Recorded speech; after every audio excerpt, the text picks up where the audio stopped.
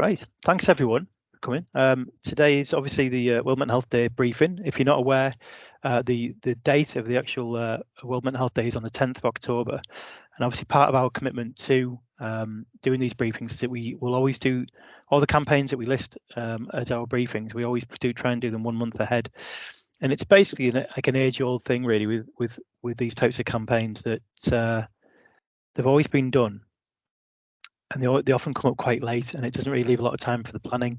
So I don't think it wasn't even until about 2 days ago that the sort of official theme for World Mental Health Day was actually released. I remember looking for it about a week ago, and so I was working up the other parts of my presentation. And so it really is about getting a month behind it before is probably the best you're going to be able to get. But that gives plenty of time. I know a lot of people it's a regular day, so people kind of get into making their own plans for events and activities as well. Those who don't know me, I'm Richie Andrew. I work in the mental health team within Public Health South Tees. So we cover Middlesbrough, Redcar and Cleveland area. I've about 2 decades in NHS and in public health, and definitely kind of a personal and sort of activist and sort of activist and sort of advocate for mental health and the changes that we need to see within the system as well. So it's something that is quite a privilege to be able to take part in for me personally. A little bit of an idea of give you a bit of an idea about what sort of content I've got for you today. So we did I'm going to talk to you obviously about the day, the theme itself. We've got some very clear links. This is a presentation I'm going to immediately send a PDF copy to after the presentation to everyone who's signed up, and we'll post that up on our website as well. So any of the links that are in there, you'll be able to see and use those straight away as well. There's a few organisations who are mental health charities, for example, who are leading their own activities. So we'll mention those. Talk to you about the theme and our interpretation of the theme. The key elements of mental health awareness. And when we say mental health awareness, what do we really mean? What are the sort of key themes of that we see broken down when we look at different reports? So we've pulled all that together. Some key local developments. So we've actually really privileged today to have, I think, 5 different speakers who are joining us with a couple of slides each just to explain about some key pieces of work going on and some good resources that you may want to use as part of your promotions. And that's as a result of, we did a call to action to our network members to say we're doing this briefing. If you'd like to be included, please let us know what you've got with the content, and obviously we can include you in. So thank you first of all to those who did come forward to share. You'll be hearing from them in a little while. I'll just pretty much get to the end with reminders of kind of what parts of the Wellbeing Network support are available to you to support World Mental Health Day, and the types of reasons you might want to use those in terms of your work around or any promotions around World Mental Health Day.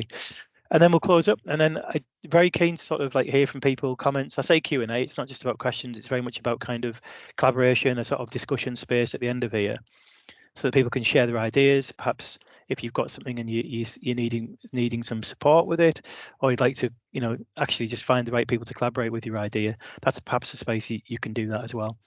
So yeah, and obviously, you might have reactions to some of the information that's been presented. You might even have corrections if I've got the information wrong, and so that's always welcomed as well. So I'll push on. World Mental Health Day, very much continuing the making it. Last year the theme was making it a global priority, and they've sort of moved that forward now into the theme being mental health being a universal human right.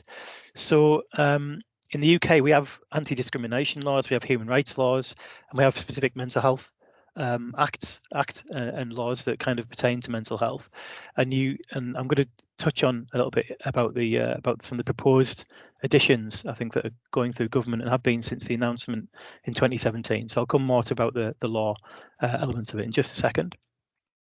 The symbol of support for World Mental Health Day is a green ribbon. And there's actually, I'll make sure that green ribbon's sort of in the right place when we get the PDF out there. But that's what you'll actually see. So there's quite a few different sort of global campaigns that use different colours ribbons. It's the green ribbon, emerald sort of colour for this campaign. And I think one of our local our national organisations, Mental Health Foundation, actually sell those. Obviously use those as fundraising to do that. So if any organisations wanted to do that, you can do. There are alternatives. You can obviously just make your own using any batch of green ribbon, of course. The global link, I put that in there. The the actual international global leads for World Mental Health Day. And you'll find that from the Federation of Mental Health, which are linked to the United Nations, basically, who lead on this campaign. It's been running since, I think, 1991 as a campaign, and they established as an organisation in 1946, so very much part of like setting up the UN, and in the sort of the realm of human rights and starting to like move forward from after World War II. So this is a campaign that's been running a long time. It's well established, and this is there had over 30. This would be 32nd year, I think. Then so like, and they actually have lists of all their previous themes over the years. So different organisations who are doing particular activity around it. Mental Health Foundation, we put the link on that. You can click on the name there where it's in blue. That'll take you through to their website. They've got a Tea and Talk campaign they're running as part of it. They've got tips on that website. They've got social posts you can download to sort of help kind of spread the word. And obviously they'll be posting these. You can share what they're posting, but if you want to time and plan your own social posts that thematically work with whatever you've got planned, then you can make use of those. They've also got a really good web page for getting help, so it's got a lot of the national links. You'll also find a lot of newer programs that are available listed on there as well. It's always very difficult, isn't it, to stay in touch with all the new developments, and we'll be linking to these through our own directories as well. Mind, as usual, have stepped up to the table. They've got social posts, they've got posters, Zoom backgrounds for like when we're having our virtual meets. They've got another Find Help page, which is excellent, but in particular they've got the Mental Health Act, which was announced in 2017. As I said, they've got a very clear page there about kind of what their hopes are for it, what they think the issues are that need to be addressed by that act, if it comes in. And you can actually, there's a petition and a sort of like a consultation looking type piece of work that they've got on there. So if you're particularly passionate about the types of things you'd like to see happen in a new act for mental health, then that's where you can do it. So they're quite an important thing to do. Mental Health UK, they've got just basically some information on the page. It's saying sign up for the information link, so they're not quite fully up and running yet, but there's a page there where you can sign up and then they'll update you when they're done. And then there's Rethink, which is Rethink Mental Health. They've got a briefing page, again, social media. They've got a particular campaign they're doing on social media called Why a Priority. I've just summarized it as Why a Priority. So it's why is mental health a priority for you? And they're encouraging people to do short 10-15-second videos that can be shared, obviously to build momentum and hopefully some of these things like go viral and seen by plenty of people. So that's it. World Federation of Mental Health have set the theme of mental health as a universal human right. So they're pushing in, not just about a global priority, but into the area of human rights. And of course, our own Human Rights Act does actually reach into areas which overlap with mental health. And I'll give a little bit of a brief over that from what I've been able to gather from my research. So first of all, the theme itself is, of course, to place mental health in a human rights framework. So the UK law, some of the key sort of UK laws I can find that sort of overlap mental health and human rights, like where are we up to, basically. So in terms of kind of human rights framework, we do have a framework. We've got the Human Rights Act 1998, and I put a link on there, which is to Mental Health Matters website. Is it Mental Health Matters? One of the campaigning organisations have a dedicated page to where mental health is sort of provided within the Human Rights Act. And what you can find is, I know between Mind and between those mental health organisations, they often have pages. And actually, I haven't quite. They've got a link. Mind have got a page for the Mental Health Act and for the Mental Capacity Act, and I will include those as links in the PDF. I just realised I haven't put those in yet. Okay, Mental Health Act 1983. Obviously huge chunk about that, which is now being reviewed for the mental health bill. It's been going on for 5 years, that review, so lots of pressure just to get it done, get that work out the door and get it pushed through Parliament. No doubt a lot of cost attached to that, perhaps in terms of impact on the system, in terms of provision. Perhaps sometimes it's not always a bad idea, bad that these things take a time to do it if the end result is worth it. The Mental Health Act particularly, I mean, the things that seem to be quite central to it were elements about kind of keeping, that being able to have the powers to basically, there's obviously particular sections in there about being able to section people to keep them safe and protect them and others around it, and then quite a lot else in there. But there's this good summary, as I said, I'll put it on the Mind website. Mental Capacity Act, rights and protections around issues of how much mental capacity someone has and the support to that person. So actually making sure that if someone else can be delegated that that capacity, if someone should become ill, then it's done in a safe way and with the actual, done at a time when that consent can be given. But it's ultimately about kind of keeping people protections. A good piece of legislation, I think. The Equality Act was in 2010, includes information very clearly about discrimination against people with mental health problems for employment laws and regulations, but that applies to public services. That applies to all employment laws basically, and has been exercised quite a lot since it came through. The thing about that discrimination is it was very much pushed by sort of trade unions, and I was a rep at the time when that was being put out there, and it's been an excellent thing. But it's whether that how reflected that is in society. A lot of the surveys and a lot of the data we tend to see reflects that there's still obviously a lot of discrimination out there as well. So we still need to be pushing back against that type of thing. And then you've got the Human Rights Act 1998. So that applies only to public authorities, so the police, fire, local authorities, NHS. That basically states that public authorities must treat everyone equally with dignity, fairness, and respect.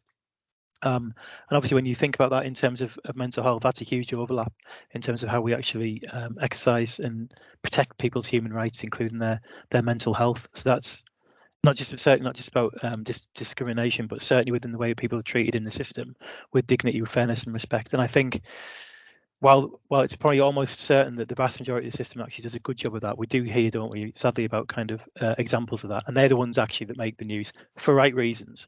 And some of that has been on our own doorstep as well. But this is what we have to keep pushing forward for. I mean, it's probably one of the positive ways to look at that is if you go back a few decades, obviously we didn't have any of these protections. Things were much worse, and we're a progressive society. We keep pushing forward, and that's, I think, what this campaign fundamentally is about. So my ask would be that and I should say Mind and Mental Health Foundation have much more information on specific rights, and I'll link those through, because it's very useful if people are in the system engaging with it. That's where Mind and Mental Health Foundation have done some great work in like letting people know about different sections of these acts and what they actually mean to the quality of your care. So I won't do a great job of that, but their websites exist to do a good job of that. So my thoughts to explore on this were how can you support the further development of the NHS Forward Plan, which was is a 10-year plan, which includes mental health, which includes adult transformation for adult mental health as well, which you're going to hear a little bit about when we talk about lived experience forums in a short while. So I'll put the link in there to the NHS Forward Plan for Mental Health, so you can familiarise yourself with it, about kind of what those plans are, how you might want to reflect that as part of your own practice, perhaps in your own organisations. And then for mental health, and then consider Mind's concerns that they want converting into action for the new mental health bill. That's the webpage I referred to in the previous slide, where they've actually got kind of they basically looked at what that bill is proposing, and then they're saying it doesn't go far enough and it should be doing a lot more. So you can have a look at that. You might want to have your own, exercise your own rights to comment on that and be part of that change as well. Okay. So what I wanted to look at was in terms of awareness. So we always talk about awareness. This is World Mental Health Day. It wouldn't be anything without this. But I wanted to say, when people say awareness, I wanted to break it down into what do we really mean. And these are the sort of what have I got on there? 10 areas of awareness that really kind of sum it up. So first of all, obviously it's about reducing stigma. So simply by promoting awareness of mental health and making it and normalising the conversation around mental health and well-being. From a preventative point of view, we can combat the stigma and discrimination that is often associated with mental health conditions, and I suppose that encourages more people to seek help when they're needed. And that's people do self-stigmatize, and they hear stigma verbally. They may see it in the news. If they're in an environment where they're not surrounded by a lot of people who are even aware of mental health or talk about it, it's very unlikely. It's less likely that they will come out of their box. They'll actually seek support when they need it. So that's a huge element to this. Next bit about early intervention, which is essential. We know that the earlier we intervene within mental health, the better the outcome. So awareness campaigns educate, whether it's campaigns or training, whether it's online or face-to-face, educates individuals about the signs of mental health issues, enabling that early intervention and prevention of more severe conditions. And obviously earlier can mean it might not even need any primary care or secondary care support. That's the ideal position we want to get to, is that people are supported very early, and that they can then bring those elements back into their lives or introduce choices into their lives that actually help to keep them resilient, and maintain good well-being. So improve well-being, absolutely. Understanding mental health fosters overall well-being. People can learn to recognise and manage stress, anxiety, and other emotional challenges, which leads to healthier lives. And this is obviously one of the fundamental reasons that the Wellbeing Network exists. If we want to get more people to understand their responsibility within terms of their own mental health, like diet and exercise is so important to our physical health, not only to physical health, but also to our mental health, and sort of, try and push some of that responsibility and awareness back to people, to the public. Absolutely not just simply as a response to the pressures we've got on systems, but because perhaps people just haven't been aware of the impact of kind of their lifestyle choices upon the mental health, not just the physical health. Community support. So community support is absolutely about kind of awareness, and I think those efforts about awareness can actually strengthen communities. It's about making them more supportive, really, and sort of inclusive for individuals with mental health conditions. So people are living with mental health, they are included, not ostracised, they're not alienated, they're included. And if that comes in terms of like planning at a small level within community organisations, then it's actually part of it, is that people are set up and confident to be able to support people within their communities. Productivity in workplaces. We know there's a huge multi-billion cost basically to productivity. I think it was 33 billion in terms of the cost to lost productivity in workplaces. So it's huge, and certainly one of the biggest costs to workplaces for absence and presenteeism, so people being at work and actually because of the nature of them struggling at work, actually struggling to contribute towards productivity as well, perhaps even perhaps making that situation worse when they're not getting support. So it absolutely can lead to more awareness, can lead to more productivity, reducing that time off work, and hopefully improve job satisfaction if it's a workplace that looks after people. Healthcare systems, I think we probably know well about this. Basically, it's about we have a finite number of resources that we can throw at our systems and support people with, and I think you've probably heard enough about the pressures on the system, but that's the reality, isn't it? It is important to recognise that. It's like, well, how can we best spend the money we've got and make use of the resources we've got? I'm a huge advocate for collaboration. I think basically there's lots of motivations and reasons to collaborate. There's also reasons not to. Particularly, I can understand that kind of, let alone relationships between people can break down, but really more so sometimes funding or the sharing of resources or having your own resources can actually give you more stability and make it easy to plan for the longer term. But when it actually comes to allocating resources, that's why we need to consider about that awareness. So whether it's raising awareness about a particular group in society who are struggling and have that need, whether it's refugees, asylum seekers, might not be always the most popular type of thing, but obviously it's about supporting those who are on the edges of society to bring them back in and reduce inequalities. That's a huge part of awareness. Suicide prevention, obviously, I think we all get affected by suicide. If we don't get affected by it directly with someone, we always probably know someone who has been affected by it, sadly. And it's obviously about educating people, isn't it, to kind of try and reduce that risk, see the signs of suicide risk, and help someone in crisis to potentially save those lives as well. A difficult area, but ultimately an area that starts often well before that person gets to that stage. Family and friends. So awareness equips friends and family the knowledge to support each other. And this is back to that primary prevention. It's like conversations between family members to be able to support and recognise what's going on, but even having the confidence, to actually ask the right questions and have those difficult conversations. We don't all need to be trained counsellors and psychologists to support people, but we do need to have that sort of non-judgmental listening, the emphasis on that in training as well. So that's a big factor. And public policy, so greater awareness can drive changes in public policy, of course, leading to better sort of mental healthcare access and funding, the big issues. And then overall health.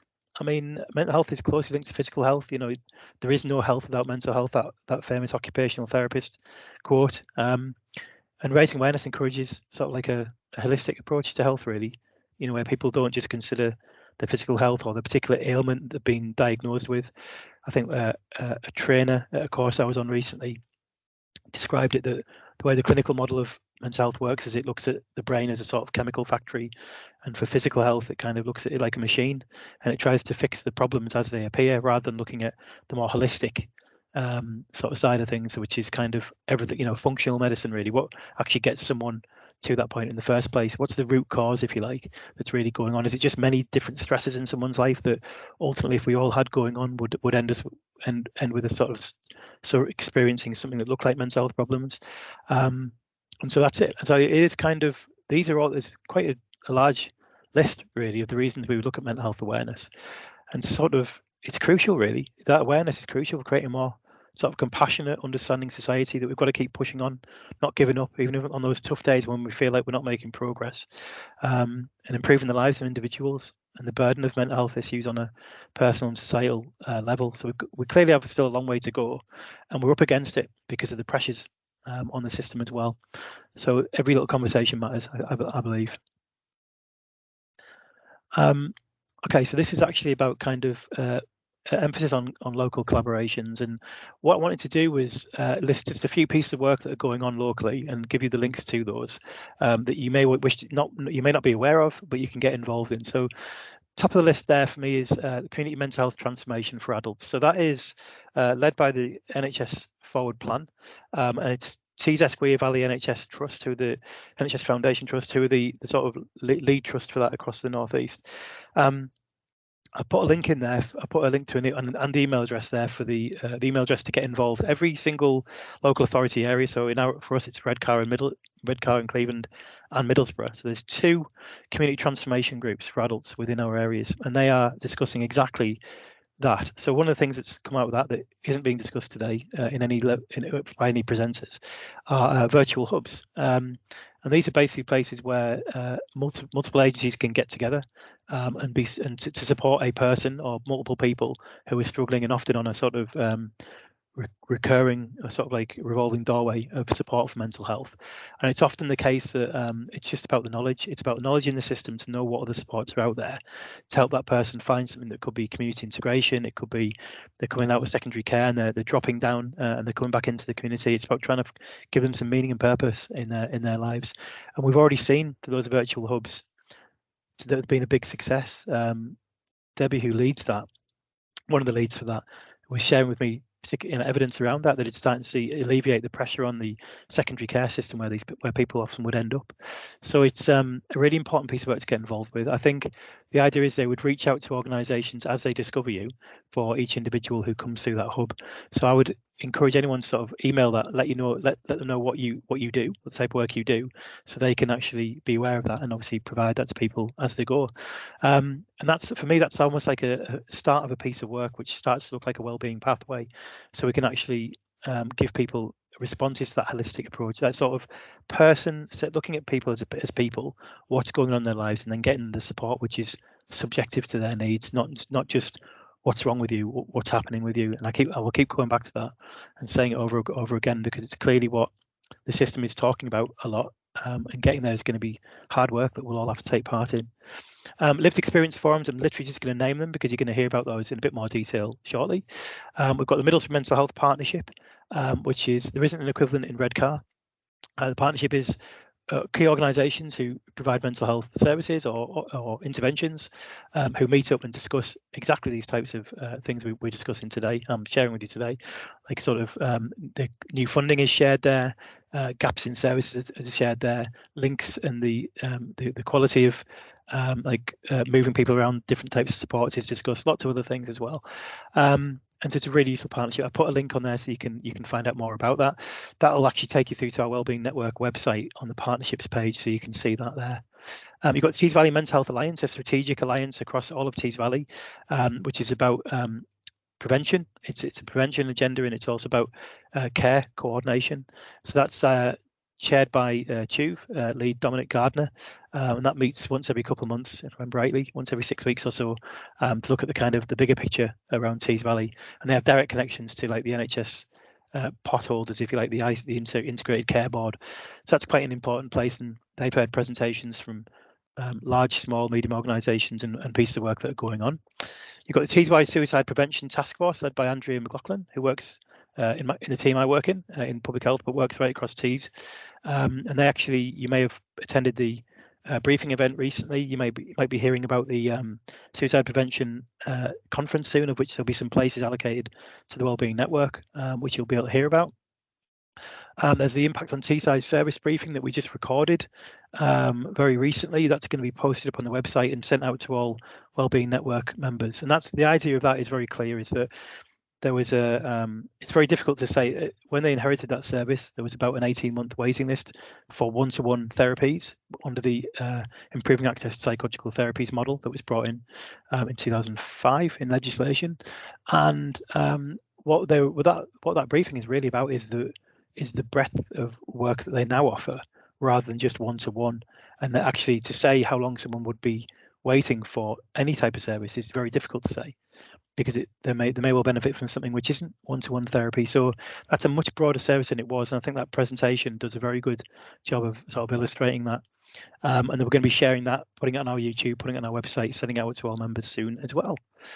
And the last thing I would add is just, if you're not a member of the Wellbeing Network and you're watching this presentation, whether recorded or today, then get signed up and you'll hear much more about developments that are happening as we go. So some other updates directly from me, public health updates. So two very joint pieces of work that have just come out, just happening in the last 4 weeks. The National Suicide Prevention Plan has been updated. That's for the next 5 years. And so that is actually been joined by a grant fund that was released on I think the 30th of August or the 29th of August, with a deadline of the 1st of October for applications. And that is for voluntary sector BCSE organisations to apply for part of a 10 million pot. I think the max application was 750k. So it's not a lot across nationally, but no doubt areas of deprivation with higher needs for mental health will be given priority. But if you are, I'm going to put the link in there to go through to the grant fund. And if you're going to be making an application in there, the absolute first piece of advice would be to take a look at the suicide prevention plan and make direct reference to it. But that's only just been released in the last 4 weeks. So you've got a new plan for suicide prevention to focus on, and a grant fund attached to it. And that's for that's programs that will be delivered over the next 2 years. We'll have to wait and see what happens next year and if any more money is released for that, to keep that grant fund going. But again, as with all things, it's sort of best to have it and make use of it than not at all, even if it's just for the year. I'm putting a link in here to, there's a new wellbeing book that's been released by Richard Layard, who's like one of the leads for kind of wellbeing and positive psychology in the UK. It's a book called Science and Policy, and it's available. I've got a copy myself, but you can get a free copy of an ebook. So I'm going to put the link in there for that, so you can click on it. And they also did a podcast and sort of webinar launch for that. So take a recorded evening event that they did in London to launch that book. But it's really important, because I think the nature of well-being is such that our well-being is affected by all these wider determinants, whether it's our situation at home, our relationships, our education, our employment, you name it. Basically, there's all these different things factor in when it comes to well-being or mental well-being. And what that book is really asking to do is taking the evidence base and asking government really to sort of make well-being the priority above all else, so that any policy that's made, any legislation considers well-being first and foremost. A big ask, but a huge step forward in that. So some of you may, particularly those who are leaders of organisations, large or small, would probably find that quite useful in terms of looking at exactly how important it is to use well-being as a science. There's a money and mental health toolkit I've linked there, which is particularly it is for individuals, but particularly for support workers who are supporting people where money's an issue and they're struggling with the mental health. So that's a toolkit that's been released. You can find out more about that on the link. Quell, which was a service particularly for teachers and online mental health support. I'm told it wasn't particularly widely used, and the same organisation that provide Quell, that is no longer now, still provide Couth, I think, which is available for children and young people. So these are both online digital spaces with a variety of different supports, and you can Google them, find them. But Quell's coming to an end, so Couth is still in place for children and young people. And it's as with lots of these different things, it's only as good as how successful it is. So it might know if there's any more changes to that, we'll let people know. And I have asked for if there's actually anything to replace that support for Quell, and I'm just waiting to hear back on a position for that. So we'll obviously let people know through the network if anything changes with that. Okay, enough from me, definitely. If I can ask B, first of all, to come on the call. I'm going to introduce your slide. Yep. I can see you all again. Richie. All right. Just let me know how if you need to go forward a slide or anything like that. Great, thank you. Thank you, Belinda. So Belinda Brooks from Tees Valley NHS Trust. Yep, so I work as peer lead across the Tees Valley, and I've come to talk about the lived experience forums today. So the lived experience forums came about through the community mental health transformation work, which Richie's already mentioned, and a key element of the framework for this was that lived experience voice really needs to be heard in that service design. So that's where the creation of the lived experience forums came from, and they were established by Lee Trimble from Red Balloons and Catherine Wakelin from Starfish, and I offered my support along with that. My slides disappeared, Richie. I don't know if it has for everyone else. Yeah, it's back now. Thank you. So the first forum was ran in November 2022, which feels like a long time ago now, and the first one was in Stockton, and we did get a really strong membership there. So I think the first session we were worried that nobody would turn up, and we had to go and find extra chairs because we got a lot of people attending. And the sessions are facilitated by people with lived experience of mental health difficulties, myself included in that, but the groups are owned by the members, so the members of the group decide what the focus areas are going to be. My slides disappeared again, Richie. And the priorities for the year have been chosen for the next few months. So just to give an example, some of the sort of things that people have said that they wanted to focus on were things like the crisis service and IAPT services. Could you move to the next slide, please, Richie? Thank you. How we run the forums, the idea behind it is that we would have these priority areas and we would invite services in to come and talk to us about those. So as an example, in Stockton, we've had the crisis service in who came to do a presentation for us on the transformation work that they've got going on. We then sort of go off into groups so we can have facilitated discussion around that, and we create we gather all that feedback together and we create a report which we send out to quite a wide range of people now who've asked to be included on the list for that. An example of some of the things that we've been involved in Stockton, we've been part of the paddles for the Stockton transformation bids. Oh, I've repeated that. Sorry. And in Hartlepool as well. Just realised there's a mistake there. And in Stockton, we've been involved in the creation of the branding for the Stockton community transformation work that's happening over there. Next slide, please. Thank you. So there are plans to replicate the forums in the remaining areas of the Tees Valley, so in Darlington and Redcar. RCVDA have offered their support for the Redcar one, and we've also had a lot of interest from Redcar and Cleveland Council who are really keen to offer their support and interested in using the forums as well to hear about people's experiences and help to shape the services that they're offering. So it isn't just about it's not just about TUV, it is about other organisations that want to be a part of that, who want to hear how lived experience is for people that are using their services. And also in Middlesbrough, we're doing something slightly different. So Sarah Jane's going to talk about that in a minute. We have a lived experience event that's going on there. And just to sort of talk about how those lived experience forums can impact wider, we have a co-creation board within TUV, and there's also a lived experience board, which is run by the ICB. So we can take the common themes that we hear from people to those places and hopefully help to create change wider there as well. That's it from me, Richie. Thank you. Thank you, B. Really appreciate that as well. So to add sort of to add the extra context in there, I'm just going to bring Sarah Jane in.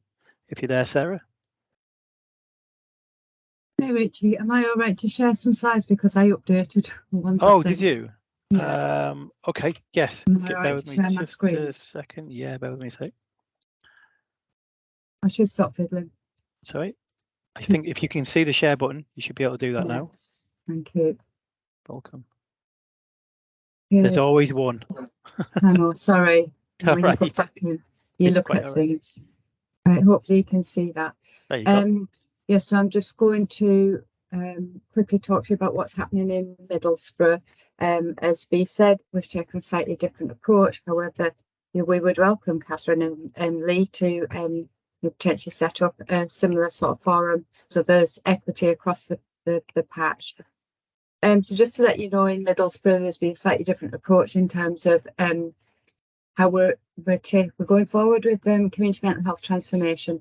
There's a partnership or a collective of 9 BCS organisations that have come together, but working together to build a strong partnership, to build stronger relationships with TUV, with Impact on Teesside and Middlesbrough Local Authority. So it's a nice range of organisations. We are supported by 2 infrastructure organisations, MVDA and Youth Focus North East.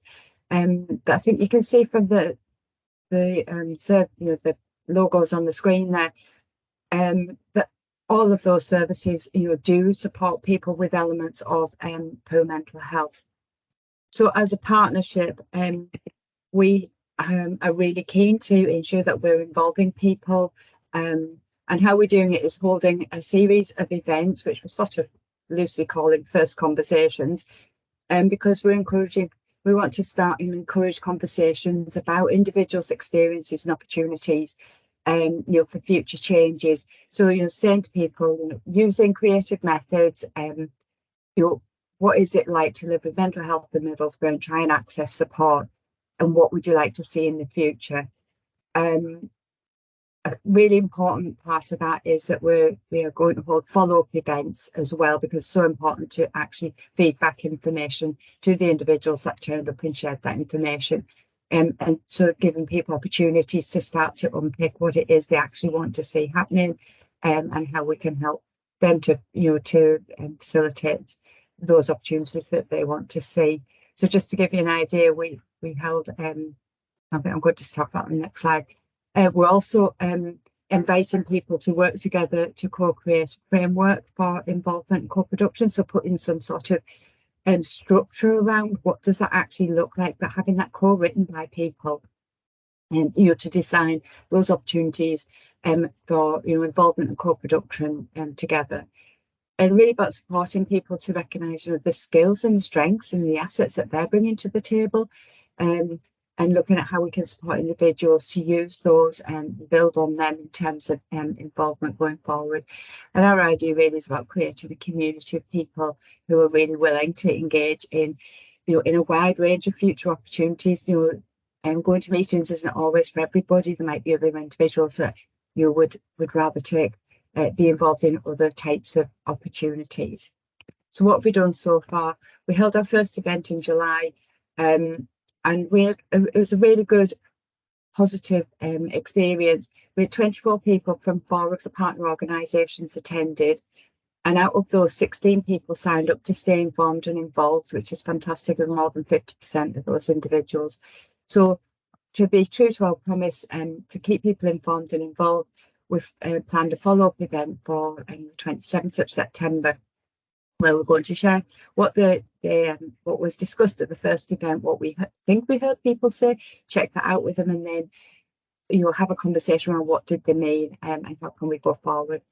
But just to let you know, we also are planning some additional events. So just this week we tried an online evening event, which I have to say was not successful at all, but we might be doing that again in the future.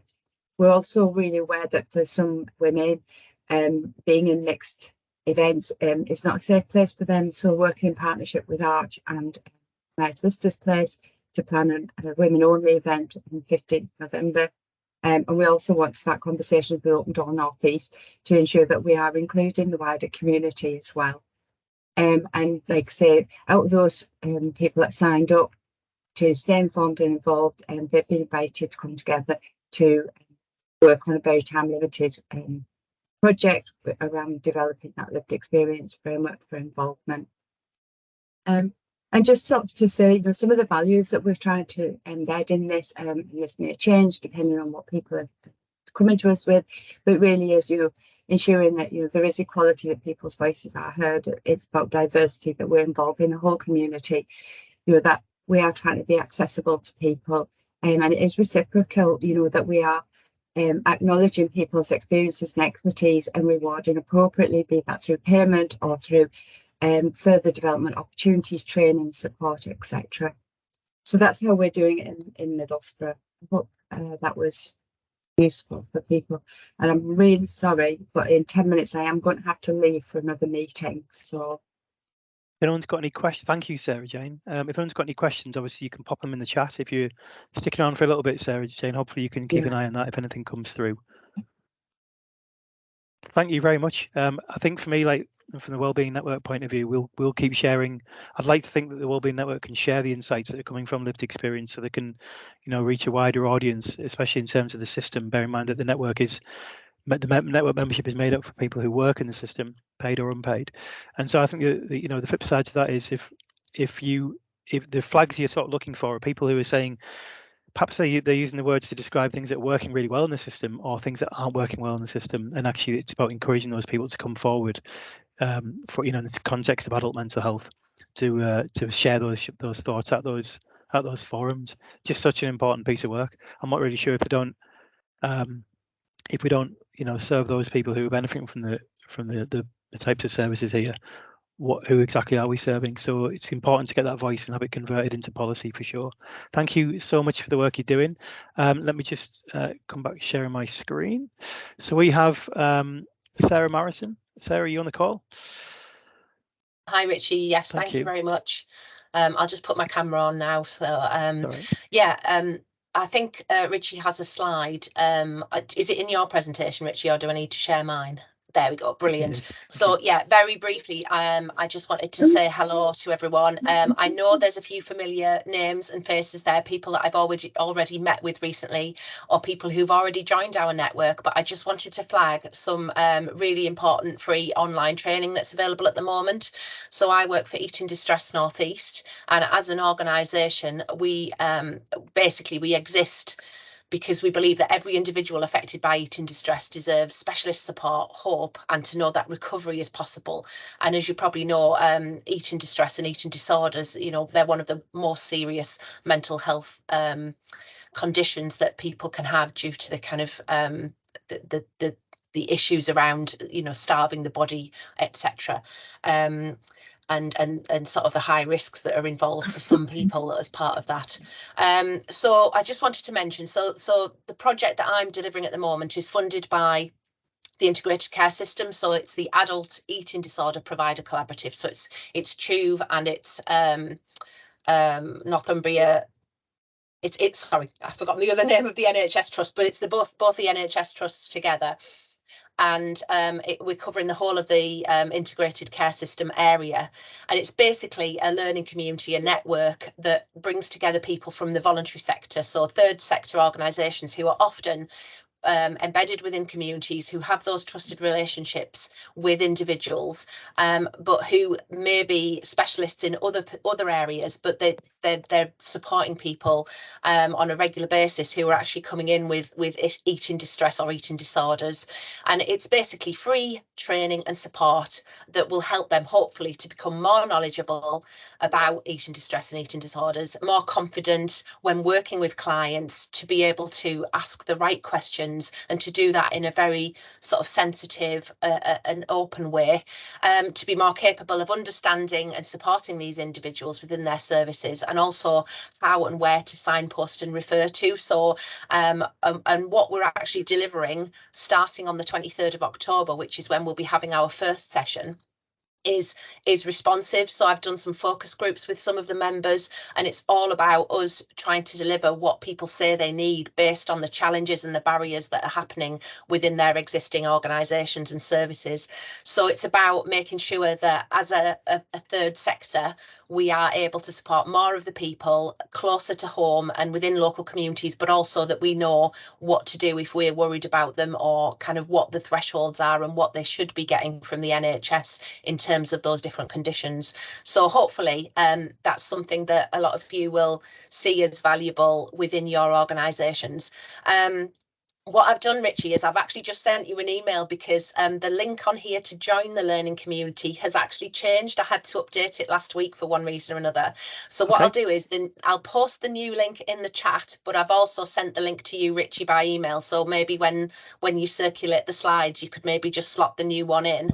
But if anybody's interested in joining who isn't already signed up, you've obviously got kind of a month or so before our first session to get signed up, and then you'll be invited to all the events that we're running between now and the end of March. And if anybody wants to just have a bit more of a chat with me about it, tell me a bit about the organisation they work for, then get in touch on my email address, which is at the bottom of the slide, and we can arrange a one-to-one meeting.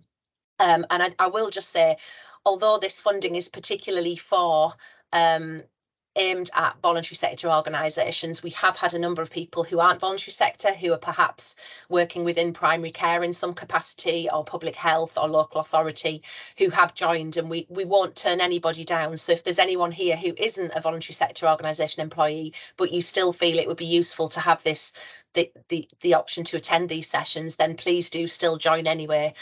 We won't turn anybody away. But hopefully that's a very brief run through of what's on offer. And obviously, if anybody wants to know more about what we offer as an organisation in terms of support for people living with eating distress or families, then you can also just go to our website, which is at the bottom of the slide, and we offer counselling, psychotherapy. We have some of my colleagues who work across the Tees Valley.